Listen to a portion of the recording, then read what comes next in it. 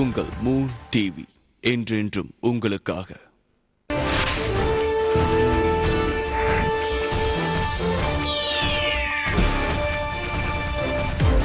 Moon செய்திகள் வழங்குவோர் மக்கள் நல்வாழ்விற்கான தமிழ்நாடு சுகாதார திட்டம். 30 வயதிற்கு மேற்பட்ட பெண்களுக்கு கர்ப்பப்பை வாய் பரிசோதனை மிகவும் அவசியம். இன்றே அருகிலுள்ள அரசு ஆரம்ப சுகாதார நிலையம், அரசு மருத்துவமனை, அரசு மருத்துவக் கல்லூரி மருத்துவமனைகள், இஎஸ்ஐ, ஈட்டுறுதி மருந்தகம், மருத்துவமனைகள் மற்றும் தேர்ந்தெடுக்கப்பட்ட நகராட்சி மருத்துவமனைகளை அணுகுங்கள். இணைந்து வழங்குவோர் homeo care. Homeo care international சர்வதேச ஹோமியோ சிகிச்சை இப்போது தமிழகத்தில்.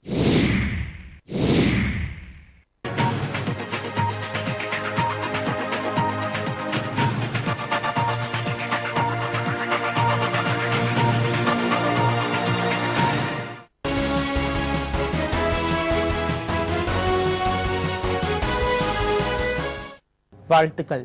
மூன் செய்திகளுக்காக முபாரக். தலைப்புச் செய்திகள். ராஜீவ் கொலை குற்றவாளிகளை விடுதலை செய்வது தொடர்பான தமிழக அரசின் மனு 26ஆம் தேதிக்குள் பதிலளிக்க மத்திய அரசுக்கு உச்சநீதிமன்றம் உத்தரவு. தனி தெலுங்கானா மாநிலத்திற்கு எதிர்ப்பு. ஆந்திர மாநில முன்னாள் முதலமைச்சர் கிரண்குமார் ரெட்டி உச்சநீதிமன்றத்தில் மனு. இலங்கை ராணுவத்திற்கு இந்தியாவில் ராணுவ பயிற்சி அளிப்பது தொடரும். சிவசங்கர் மேனன் அறிவிப்பால் தமிழக மீனவர்களிடையே கொந்தளிப்பு. விரிவான செய்திகள். ராஜீவ் கொலை வழக்கில் தண்டனை அனுபவித்து வரும் 7 தமிழர்களை விடுதலை செய்ய தமிழக அரசுக்கு உரிமை உண்டு என்ற மனு மீது மத்திய அரசு மார்ச் 26ஆம் தேதிக்குள் பதிலளிக்க உச்சநீதிமன்றம் உத்தரவிட்டுள்ளது. முன்னாள் பிரதமர் ராஜீவ்காந்தி கொலை வழக்கில் முருகன், சாந்தன், பேரறிவாளன், நளினி உள்பட 7 பேரின் விடுதலையை எதிர்த்து மத்திய அரசு வழக்கு தொடர்ந்தது. இதற்கு ஆயுள் கைதிகளை விடுவிக்க மாநில அரசுக்கு அதிகாரம் உள்ளது என தமிழக அரசு பதில் மனு தாக்கல் செய்திருந்தது. இதனைத் தொடர்ந்து இந்த வழக்கு தலைமை நீதிபதி சதாசிவம் தலைமையிலான அமர்வு முன்பு விசாரணைக்கு வந்தது. அப்போது தமிழக அரசு தாக்கல் செய்த மனு மீது மத்திய அரசு மார்ச் 26ஆம் தேதிக்குள் பதிலளிக்க உத்தரவிட்டது. அன்றைய தினம் மறு விசாரணை நடைபெறும் என்றும் தெரிவிக்கப்பட்டுள்ளது. இன்றைய விசாரணையின் போது ராமசுகந்தன் மற்றும் குண்டுவெடிப்பில் பலியானோர் உறவினர்கள் தங்களது மனுவையும் விசாரணைக்கு எடுக்க வேண்டும் என்று கோரினர். ஆனால் இதை நிராகரித்த உச்சநீதிமன்றம் மத்திய அரசு தாக்கல் செய்த மனு மீதான விசாரணை முடிந்த பின்னர் விசாரிக்கப்படும் என்று தெரிவித்தது. மேலும் மார்ச் 26ஆம் தேதி நடைபெறும் விசாரணையின் போது யாரும் கால நீட்டிப்பு கோரக்கூடாது என கண்டிப்புடன் தெரிவித்த நீதிபதிகள் அரசின் பதில் ஆவணங்களை விட குற்றவியல் தண்டனை சட்ட அம்சங்களே முக்கியம் என தெரிவித்தனர். தேமுதிக பாஜக இடையே கூட்டணி ஏற்பட்டுள்ளதாக பாஜக மாநில தலைவர் பொன் ராதாகிருஷ்ணன் அறிவித்துள்ளார்.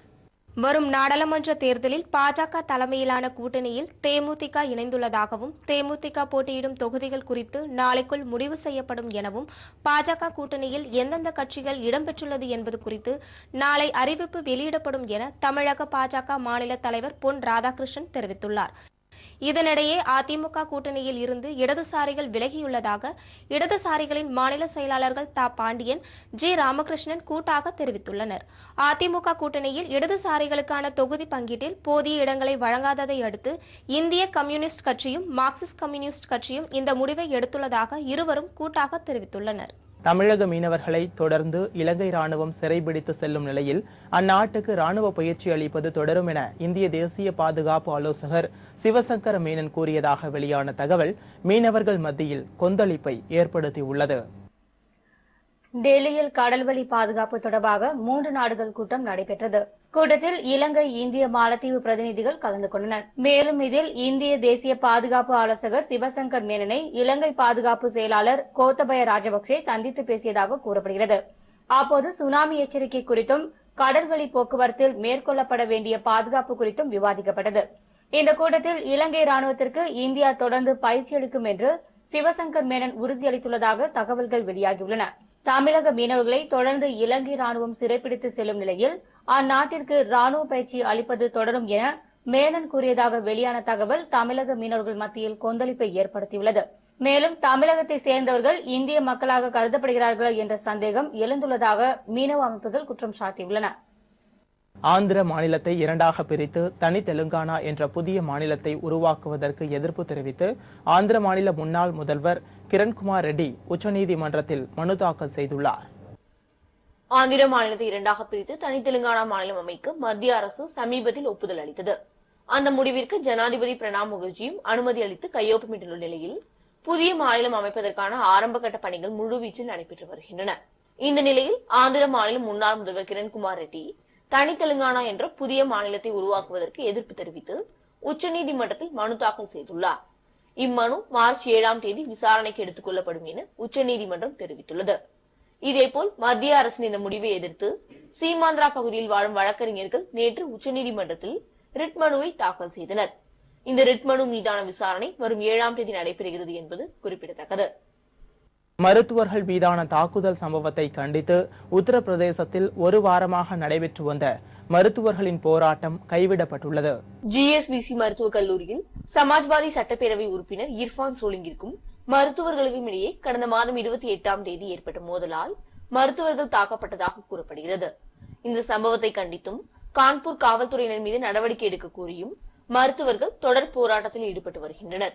இதனால் மருத்துவ சேவை முற்றிலும் பாதிக்கப்பட்டுள்ளதோடு சிகிச்சை இல்லாமல் இதுவரை 30 நோயாளிகள் பலியாகியுள்ளதாக தகவல்கள் வெளியாகியுள்ளது. இந்நிலையில் தாக்குதலில் தொடர்புடைய காவல்துறையினரை இடமாறுதல் செய்ய அலகாபாத் உயர்நீதிமன்றத்தின் லக்னோ கிளை உத்தரவிட்டுள்ளது.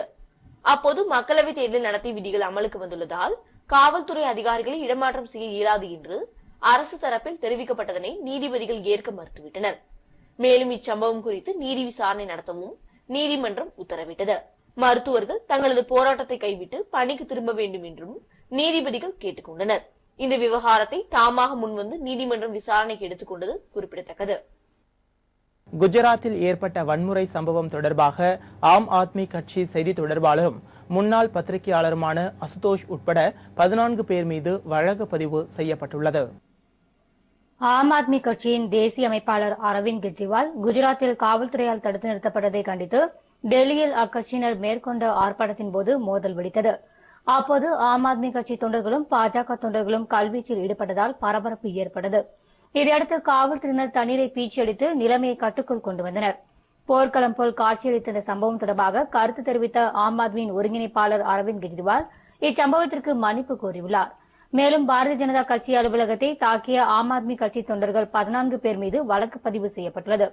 இந்த வன்முறை சம்பவம் தொடர்பாக பதிவு செய்யப்பட்ட முதல் தகவல் அறிக்கையில் ஆம் ஆத்மி கட்சி செய்தி தொடர்பாளரும் முன்னாள் பத்திரிகையாளருமான அசிதோஸ், முன்னாள் செய்தி தொகுப்பாளர் ஷாசியா இல்மி ஆகியோரின் பெயர்கள் உள்ளன. இதனால் அசிதோஸ் கைது செய்யப்படலாம் என்று கூறப்படுகிறது. முன்னதாக கரோகி கிராமத்திற்கு சென்ற ஆம் ஆத்மி கட்சி தலைவர் அரவிந்த் கெஜ்ரிவாலின் கார் மீது பாரதிய ஜனதா கட்சி தொண்டர்கள் தாக்குதல் நடத்தினர். இதில் காரின் முன்பக்க கண்ணாடி சேதமடைந்தது.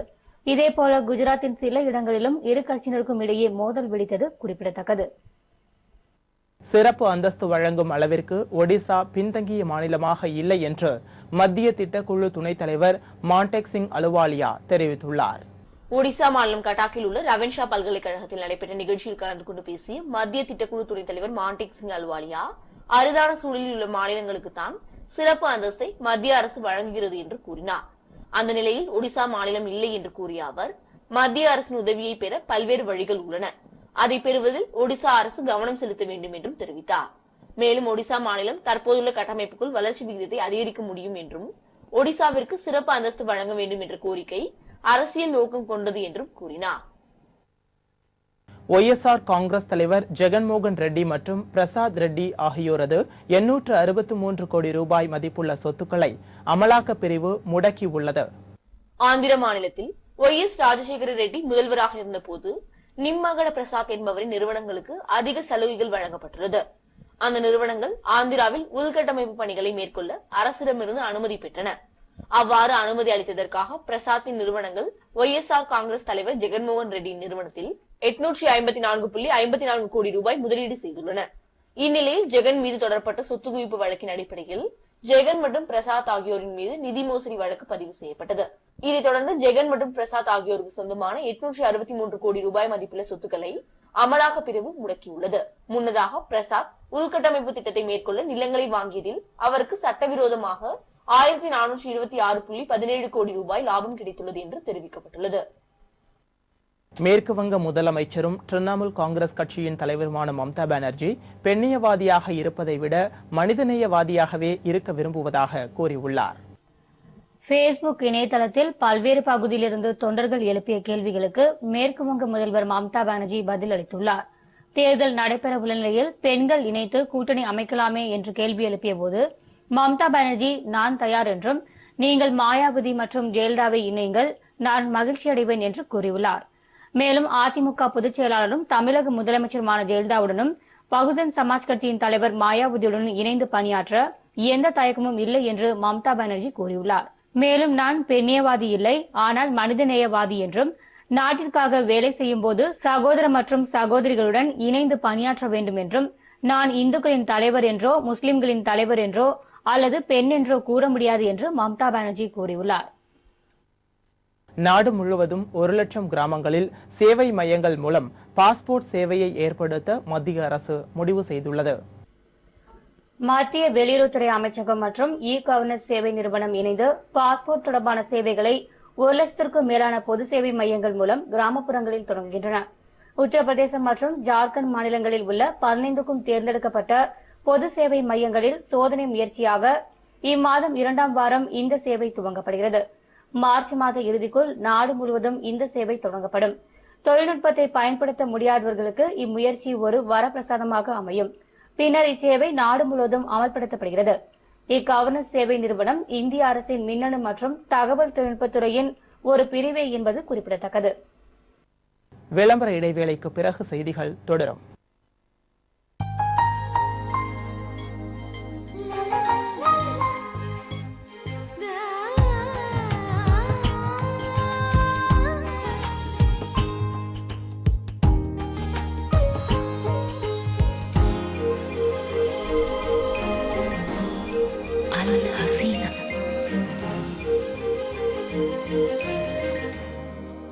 Al Hasina Jewelers, Dubai.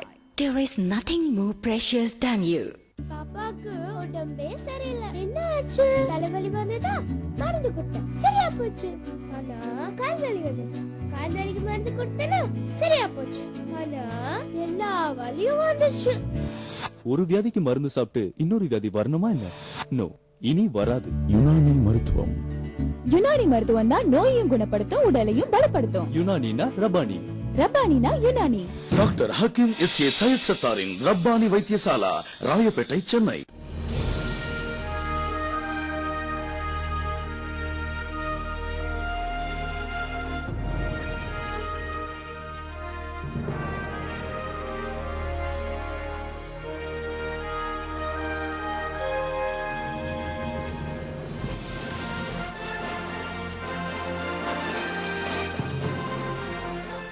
Satisfaction beyond the expectation.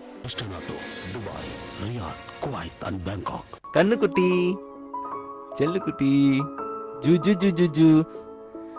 குழந்தை செல்வம் எவ்வளவு ஒரு சந்தோஷமான விஷயம். இந்த சந்தோஷத்தை எங்க அனுபவிக்க முடியாம போயிடுமோன்னு பயந்த காலம்லாம் இருந்தது. ஆனா நல்ல வேலையா ஹோமியோ கேர் போனோம், நல்ல ட்ரீட்மெண்ட் கொடுத்தாங்க. இப்ப எங்க கூட கொஞ்சம் விளையாட எங்களுக்குன்னு ஒரு குழந்தை.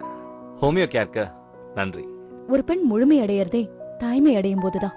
அப்படிப்பட்ட பாக்கியம் நிறைய பெண்களுக்கு கிடைக்கிறது இல்ல. பெண்களோட வாழ்க்கையில மிகப்பெரிய குறையா இருக்கிற இந்த குழந்தையின்மை பிரச்சனைக்கு இப்போ ஒரு சந்தோஷமான தீர்வு வந்தாச்சு.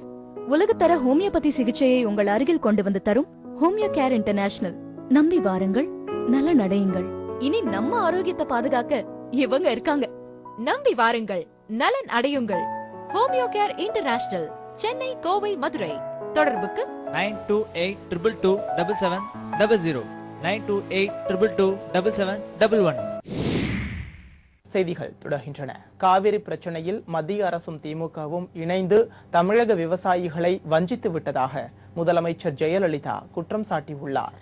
நாகை தனித்தொகுதியில் போட்டியிடும் அதிமுக வேட்பாளர் டாக்டர் கோபாலை ஆதரித்து முதலமைச்சர் ஜெயலலிதா நாகை அவுரித்திடலில் பிரச்சாரம் மேற்கொண்டார். அப்போது பேசிய அவர், காவிரி பிரச்சனையில் திமுக அரசும் மத்திய காங்கிரஸ் அரசும் நடுவர் மன்ற தீர்ப்பை அரசிதழில் வெளியிடாமல் துரோகம் இழைத்ததாகவும், தாம் 3வது முறையாக முதலமைச்சராக பதவியேற்றவுடன் இத்தீர்ப்பினை அரசு இதழில் வெளியிட வலியுறுத்தி உச்சநீதிமன்றத்தில் வழக்கு தொடர்ந்ததாகவும், அதன் அடிப்படையிலேயே அரசு இதழில் வெளியிட்டதாகவும் தெரிவித்தார். தீர்ப்பினை செயல்படுத்துவதற்கு காவிரி மேலாண்மை வாரியம் அமைப்பது அவசியம் என்றும், அதை அமைக்காமல் மத்திய அரசு காலம் தாமதித்து வருவதாகவும் முதலமைச்சர் ஜெயலலிதா குற்றம் சாட்டினார். மேலும் கடந்த 2010ஆம் ஆண்டு திமுக ஆட்சியின் போது காவிரி டெல்டா மாவட்டங்களில் மீத்தேன் எரிவாயு எடுப்பதற்கு மைனாரிட்டி திமுக அரசு அனுமதி அளித்தது என குற்றம் சாட்டினார். மேலும் மரபணு மாற்று முறையில் சோதனை அடிப்படையில் உணவு தானியங்கள், காய்கறிகளை சோதனை செய்வதற்கு மத்திய அரசு அனுமதி வழங்கியுள்ளது. சுற்றுச்சூழலையும் விவசாயத்தையும் பாதிக்கும் இந்த திட்டத்திற்கு கடும் கண்டனம் தெரிவிப்பதாகவும் அதனையும் பொருட்படுத்தாமல் மத்திய அரசு அனுமதி வழங்கியதாக குற்றம் சாட்டினார். இந்த மரபணு சோதனை தமிழகத்தில் அனுமதிக்கப்பட மாட்டாது எனவும் முதலமைச்சர் ஜெயலலிதா தெரிவித்தார். மத்தியிலும் மாநிலத்திலும் ஆட்சி அதிகாரத்தில் இருந்த திரு கருணாநிதி காவேரி நடுவர் மன்ற இறுதி ஆணையை மத்திய அரசிதழில் வெளியிட ஒரு துரும்பையாவது கிள்ளி போட்டாரா? இல்லையே. இந்த காவேரி நடுவர் மன்ற இறுதி ஆணையினை வெளியிட மத்திய அரசுதான் ஏதாவது நடவடிக்கை எடுத்ததா? இல்லையே. இதற்காகவா 2004ஆம் ஆண்டும் 2009ஆம் ஆண்டும் காங்கிரசுக்கும் திமுகவுக்கும் தமிழக மக்கள் வாக்களித்து ஆட்சியில் அமர்த்தினார்கள்? வாக்களித்த மக்களுக்கு செலுத்திய நன்றி இதுதானா? இதைவிட துரோகம் வேறு என்னவாக இருக்க முடியும்? காவேரி பிரச்சனையில் உங்களுக்கு துரோகம் இழைத்த காங்கிரஸ் மற்றும் திமுகவுக்கு வருகின்ற நாடாளுமன்ற மக்களவை தேர்தலில் நீங்கள் தக்க பாடம் புகட்ட வேண்டும் என்று உங்கள் அனைவரையும் கேட்டுக்கொள்கிறேன். ஆலந்தூர் சட்டப்பேரவை தொகுதி இடைத்தேர்தலில் அதிமுக சார்பில் VNP வெங்கட்ராமன் போட்டியிடுவார் என்று அக்கட்சியின் பொதுச் செயலாளரும் முதலமைச்சருமான ஜெயலலிதா அறிவித்துள்ளார்.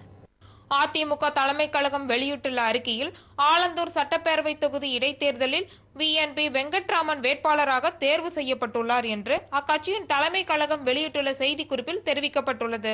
இவர் ஆலந்தூர் நகர கழக செயலாளராகவும் சென்னை மாநகராட்சி 12வது மண்டல குழு தலைவராகவும் உள்ளார்.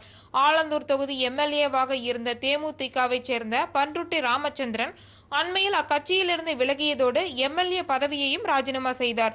இதனை அடுத்து இந்த தொகுதிக்கு இடைத்தேர்தல் நடைபெற உள்ளது. இதனிடையே திமுக கூட்டணியில் இடம்பெற்றுள்ள புதிய தமிழக கட்சி தென்காசி தொகுதியில் ஒதுக்கப்பட்டுள்ளது. இத்தொகுதியில் அக்கட்சியின் தலைவர் டாக்டர் கிருஷ்ணசாமி போட்டியிடுவதாக அக்கட்சி அறிவித்துள்ளது. நாடாளுமன்ற தேர்தலுக்கான தேதியை இந்திய தேர்தல் ஆணையம் அறிவித்ததை அடுத்து தமிழகத்தில் தேர்தல் நடத்தை விதிகள் அமலுக்கு வருவதாக மாவட்ட ஆட்சித் தலைவர்கள் அறிவித்துள்ளனர். நாட்டின் 16வது நாடாளுமன்ற தேர்தலுக்கான தேதியை இந்திய தேர்தல் ஆணையம் நேற்று அறிவித்தது. தேர்தல் நடத்தை விதிமுறைகளை பின்பற்றி நடக்குமாறு அரசு அதிகாரிகளுக்கும் அரசியல் கட்சிகளுக்கும் தேர்தல் ஆணையம் வேண்டுகோள் விடுத்துள்ளது. இது தொடர்பாக செய்தியாளர்களிடம் பேசிய தஞ்சை மாவட்ட ஆட்சித்தலைவர் டாக்டர் சுப்பையன், மாவட்டத்தில் 260 வாக்குச்சாவடிகள் பதட்டம் நிறைந்தவையாக கண்டறியப்பட்டுள்ளதாகவும் தலா ஒரு சட்டமன்ற தொகுதிக்கு 3 பறக்கும் படைகள் செயல்பட உள்ளதாகவும் அவர் கூறியுள்ளார்.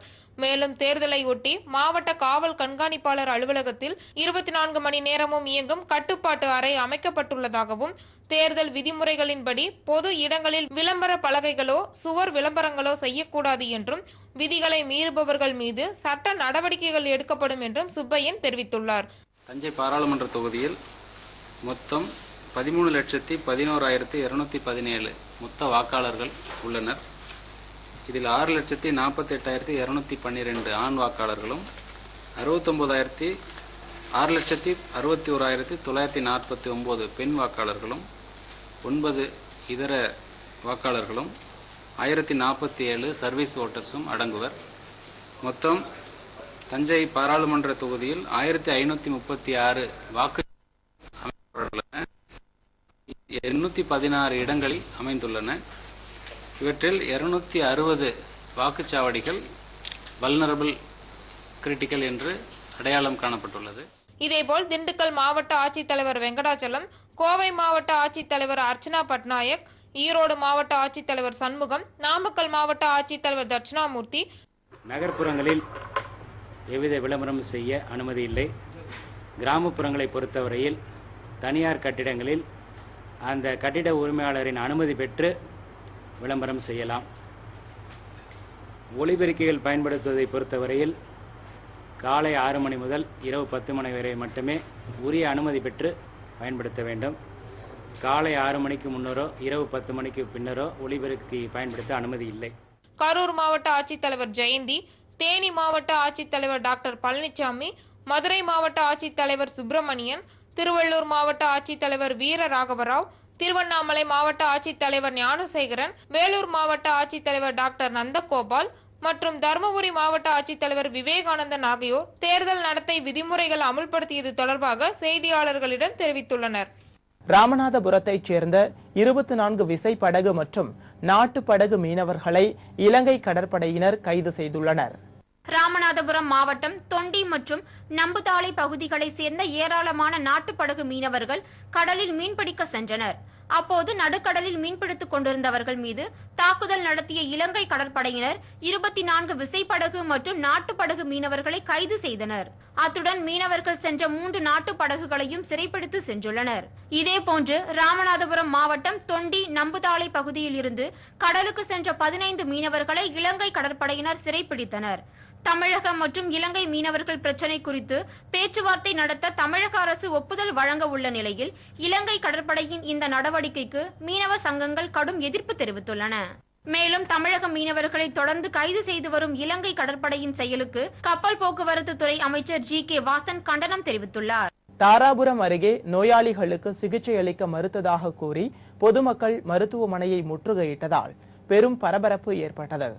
திருப்பூர் மாவட்டம் தாராபுரத்தை அடுத்துள்ள கொளிஞ்சிவாடியை சேர்ந்தவர் மாரிமுத்து. இவர் கண் சிகிச்சைக்காக தாராபுரம் அரசு மருத்துவமனைக்கு சென்றுள்ளார். அப்போது நீண்ட நேரமாகியும் மருத்துவர்கள் அவருக்கு சிகிச்சை அளிக்கவில்லை என கூறப்படுகிறது. இது தொடர்பாக அங்குள்ள மருத்துவர் ஒருவரிடம் தெரிவித்தும் அவர் சிகிச்சை அளிக்கவில்லை என கூறி பொதுமக்கள் குற்றம் சாட்டினர். எனவே இதை கண்டித்து மருத்துவமனையை முற்றுகையிட்ட பொதுமக்கள் சிகிச்சை அளிக்க மறுத்த மருத்துவர் மீது நடவடிக்கை எடுக்க கோரி ஆர்ப்பாட்டத்தில் ஈடுபட்டனர். இதையடுத்து மருத்துவமனையின் தலைமை மருத்துவர் இது தொடர்பாக உரிய நடவடிக்கை எடுக்கப்படும் என்று உறுதியளித்ததை அடுத்து முற்றுகையிட்டவர்கள் கலைந்து சென்றனர். நான் கண் சிகிச்சைக்காக சென்ற பொழுது அந்த பணியில் இருந்த டாக்டர் வித்யா அவர்கள் நான் கண் மருத்துவர் கிடையாது, கண் மருத்துவரை போய் சென்று பாருங்கள் சீட்டை கசக்கி எறிந்து விட்டார்கள். இதை நியாயம் கேட்டதற்கு தவறுதலாகவும் அசிங்கமாகவும் தரக்குறைவாகவும் பேசி திட்டிவிட்டார்கள். எனக்கே இந்த நிலைமை என்றால் பாமர மக்களுக்கு என்ன நிலைமை என்று கேட்டதற்கு நீ யாராக இருந்தாலும் எனக்கு என்ன, நீ வெளியில் போ என்று கூறிவிட்டார்கள். முறையாக தலைமை மருத்துவரிடம் புகார் மனு கொண்டு கொடுக்கப்பட்டுள்ளது. அந்த புகார் மனுவிலே டாக்டர் வித்யா மீது துறை ரீதியான நடவடிக்கை எடுத்து பணி நீக்கம் செய்யுமாறு மனு கொடுத்துள்ளது. மத்திய அரசு கொண்டு வந்துள்ள அவசர சட்டத்தை கண்டித்து கோவையில் நடைபெற்ற சட்ட நகல் எரிப்பு போராட்டத்தில் போலீசாருக்கும் போராட்டக்காரர்களுக்கும் ஏற்பட்ட தள்ளுமுள்ளால் பரபரப்பு ஏற்பட்டது. சட்டவிரோத நடவடிக்கைகள் தடுப்புச் சட்டம் மற்றும் தேசிய விசாரணை முகமை சட்டம் அவசர சட்டமாக மத்திய அரசு நிறைவேற்றியுள்ளது. இச்சட்டங்களை நாடாளுமன்றத்தில் தாக்கல் செய்வதற்கு முன்பாக மக்களின் கவனத்திற்கு கொண்டு வராததை கண்டித்து சட்ட நகல் எரிக்கும் போராட்டம் கோவையில் நடைபெற்ற ஆர்ப்பாட்டத்தில் சட்ட நகலை எரிக்க முயன்ற UAPA மக்கள் எதிர்ப்பு இயக்கத்தைச் சேர்ந்த 27 பேரை போலீசார் தடுத்து நிறுத்தி கைது செய்துள்ளனர். மக்களை ஆட்சி செய்ய வேண்டிய ஆட்சியாளர்கள் இன்றைக்கு மக்களை அச்சுறுத்துவதற்காக இது போன்ற கொடூரமான உட்பிரிவுகள் அடங்கிய ஆழ்தூக்கி சட்டங்களை இன்றைக்கு இயற்றுவது இந்தியாவுடைய இறையாண்மைக்கு மிகப்பெரிய இழுக்கு என்பதையும் இந்த நேரத்தில் நாங்கள் பதிவு செய்து கொள்கின்றோம். ஆக இந்த ஆழ்தூக்கி சட்டமான UAPA சட்டத்தை மத்திய அரசாங்கம் உடனடியாக திரும்ப பெற வேண்டும், ரத்து செய்ய வேண்டும் என்பதை வலியுறுத்தி கடந்த 21ஆம் தேதி முதல் இன்றைய தினம் வரை தேசம் முழுவதும் பல்வேறு விதமான ஆர்ப்பாட்டங்களையும் போராட்டங்களையும் நிகழ்ச்சிகளையும் UAPA எதிர்ப்பு இயக்கம் சார்பாக நாங்கள் நடத்தி வருகின்றோம். அதனுடைய இறுதி நிகழ்வாக இன்று கோயம்புத்தூர் கலெக்டர் அலுவலகம் முன்பாக UAPA சட்ட நகலை எரித்து மிகப்பெரிய அளவில் ஒரு போராட்டத்தை நடத்துகின்றோம். இந்த எதிர்ப்பின் மூலமாக மத்திய அரசு உடனடியாக இந்த சட்டத்தை திரும்ப பெற வேண்டும் என்பதாக எங்களுடைய கோரிக்கையை நாங்கள் முன்வைக்கின்றோம். மாநில அளவில் 7 அம்ச கோரிக்கைகளை வலியுறுத்தி தொடக்க கல்வி ஆசிரியர்கள் தமிழகம் முழுவதும் வேலைநிறுத்த போராட்டம் மற்றும் ஆர்ப்பாட்டத்தில் ஈடுபட்டனர். மத்திய அரசுக்கு இணையான ஊதியம் இடைநிலை ஆசிரியர்களுக்கும் வழங்க வேண்டும். புதிய ஓய்வூதிய திட்டத்தை ரத்து செய்துவிட்டு பழைய ஓய்வூதிய திட்டத்தையே தொடர வேண்டும். ஆசிரியர் தகுதி தேர்வு உடனடியாக ரத்து செய்ய வேண்டும் என்பன உள்ளிட்ட 7 அம்ச கோரிக்கைகளை வலியுறுத்தி தொடக்க கல்வி ஆசிரியர்கள் இன்று தமிழகம் முழுவதும் ஒருநாள் வேலைநிறுத்த போராட்டம் மற்றும் ஆர்ப்பாட்டத்திற்கு அழைப்பு விடுத்திருந்தனர். இதன் ஒரு பகுதியாக கரூரில் வட்டாட்சியர் அலுவலகம் முன்பு நடைபெற்ற ஆர்ப்பாட்டத்தில் 1000க்கும் மேற்பட்ட தொடக்க கல்வி ஆசிரியர்கள் தங்கள் கோரிக்கைகளை வலியுறுத்தி முழக்கங்கள் எழுப்பினர். தன்பங்கேற்பு ஓய்வூதிய திட்டத்தை ரத்து செய்ய வேண்டும். தேர்வு நிலை சிறப்பு நிலைக்கு தனியாக ஊதிய விகிதமும் தர ஊதியமும் நிர்ணயித்திட வேண்டும். FR 22 படி பதவி உயர்வுக்கு 6% வழங்கிட வேண்டும். FR 43 விதியை நடைமுறைப்படுத்த வேண்டும். ஆசிரியர் தகுதி தேர்வை ரத்து செய்திட வேண்டும். தொடக்க கல்வித்துறையில் தமிழ் வழி கல்வி முறை தொடர்ந்திட வேண்டும். தமிழ் வரலாற்று பட்டதாரி ஆசிரியர் பணிகளை உருவாக்கி பதவி உயர்வுகளும் நிரப்பிட வேண்டும் என்ற 7 அம்ச கோரிக்கைகளை வலியுறுத்தி நாங்கள் பேரணியாக 22/2014 அன்று பேரணி நடத்தப்பட்டது. இதேபோல் 7 அம்ச கோரிக்கைகளை வலியுறுத்தி தொடக்க கல்வி ஆசிரியர்கள் திண்டுக்கல் கல்லறை தோட்டத்தில் ஆர்ப்பாட்டத்தில் ஈடுபட்டனர். 1000க்கும் மேற்பட்ட தொடக்க கல்வி ஆசிரியர்கள் கலந்து கொண்ட இந்த ஆர்ப்பாட்டத்தில் திண்டுக்கல் தாலுகாவிற்கு உட்பட்ட ஒன்றியங்களிலிருந்து 1000க்கும் மேற்பட்ட ஆசிரியர்கள் கலந்து கொண்டனர். தேர்வு நிலை சிறப்பு நிலைக்கு தனியான தர ஊதியம் மாற்ற வேண்டும் என்ற 7 அம்ச கோரிக்கைகளை வலியுறுத்தி இன்று தமிழகத்தில் 2வது கட்ட போராட்டமாக 1,20,000 ஆசிரியர்கள் பங்கேற்கக்கூடிய மாபெரும் வேலைநிறுத்த போராட்டத்தை டிட்டோ ஜாக் அறிவித்து நடத்தி கொண்டிருக்கிறது. இந்த போராட்டத்தின் வாயிலாக நாங்கள் தமிழக முதலமைச்சரை கேட்டுக்கொள்வதெல்லாம், நீங்கள் அளித்த வாக்குறுதிகளை தமிழகத்திலே கடந்த சட்டமன்ற தேர்தல் பிரச்சாரத்திலே அளித்த வாக்குறுதிகளை உடனடியாக நிறைவேற்ற வகையிலே வாக்குறுதியை நீங்கள் அளிக்க வேண்டும் என்று இந்த நேரத்தில் கேட்டுக்கொள்கிறோம். சென்னையில் வெவ்வேறு இடங்களில் நடைபெற்ற சாலை விபத்துகளில் கல்லூரி பேராசிரியர் உட்பட 4 பேர் பலியானார்கள். சென்னை அடுத்த ஆவடியில் உள்ள நெமிலிச்சேரி மீஞ்சூர் புறவழி சாலையில் கட்டுப்பாட்டை இழந்த கார் சாலை நடுவே உள்ள தடுப்பு சுவரில் மோதி விபத்துக்குள்ளானது. இந்த விபத்தில் காரில் பயணம் செய்த பிரசாத் மற்றும் பாலமுருகன் ஆகிய இருவர் சம்பவ இடத்திலே உயிரிழந்தனர். இதேபோல் சென்னை கோவரத்தினகிரி பகுதியில் இருசக்கர வாகனத்தில் சென்ற நடராஜன் என்பவர் நிலை தடுமாறி விழுந்ததில் சம்பவ இடத்திலே உயிரிழந்தார். ஆவடி அடுத்த கன்னடபாளையத்தில் இருசக்கர வாகனத்தின் மீது தனியார் பேருந்து மோதி விபத்துக்குள்ளானதில் கல்லூரி பேராசிரியர் ஜெகதீசன் என்பவர். சென்னை ஆவடி அருகே ஒரே நாளில் வெவ்வேறு இடங்களில் நடைபெற்ற சாலை விபத்துகள் குறித்து போலீசார் விசாரணை நடத்தி வருகின்றனர். பிரசவ அறையில் பிறக்கும் போதே அம்மாவை கட்டிப்பிடித்து அழுத அதிசய குழந்தையின் வீடியோதான் இன்றைக்கு இணையதளங்களில் வெளியாகி பரபரப்பை ஏற்படுத்தி வருகிறது. பொதுவாகவே பிரசவ அறையில் குழந்தை பிறந்தவுடன் அதை கழுவி சுத்தம் செய்து பின்னர் தாயிடம் கொடுப்பார்கள் மருத்துவர்கள். முதன்முறையாக சீம்பால் கொடுத்து தனது ஸ்பரிதத்தை குழந்தைக்கு உணர்த்துவார் தாய். ஆனால் 2 தினங்களுக்கு முன்னர் வெளிநாட்டில் பிறந்த குழந்தை ஒன்று வெளி உலகத்தை பார்த்தவுடனேயே அம்மாவை கட்டிப்பிடித்து அழுது தனது பாசத்தை வெளிப்படுத்தியுள்ளது அதிசயத்தை ஏற்படுத்தியுள்ளது. தாயிடம் இருந்து அந்த குழந்தையை பிரிக்க நர்ஸ் முயற்சி செய்த போதும் அது அம்மாவின் முகத்தை விடாமல் இறுக்கமாக கட்டிப்பிடித்தபடி அழுதது பார்ப்போரை வியப்பில் ஆழ்த்தியுள்ளது.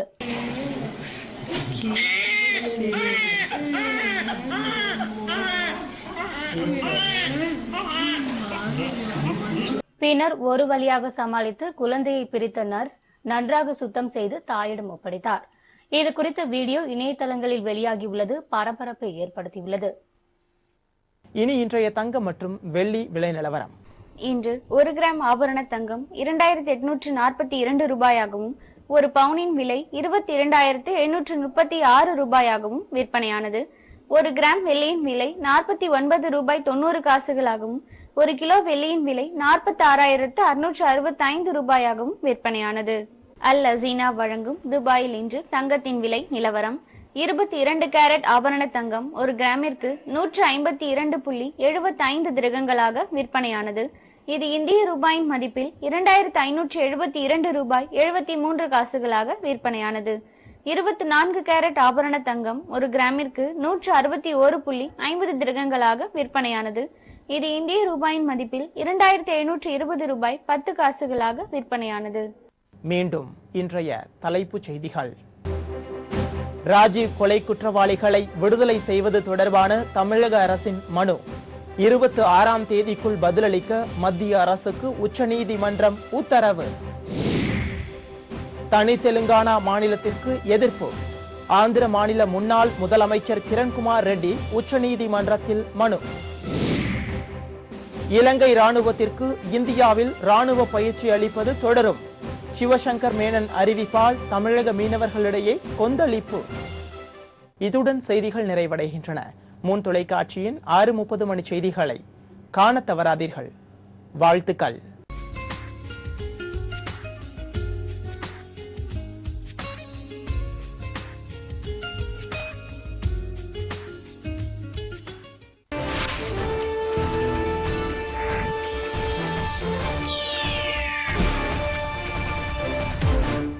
செய்திகள் வழங்கியோர் மக்கள் நல்வாழ்விற்கான தமிழ்நாடு சுகாதார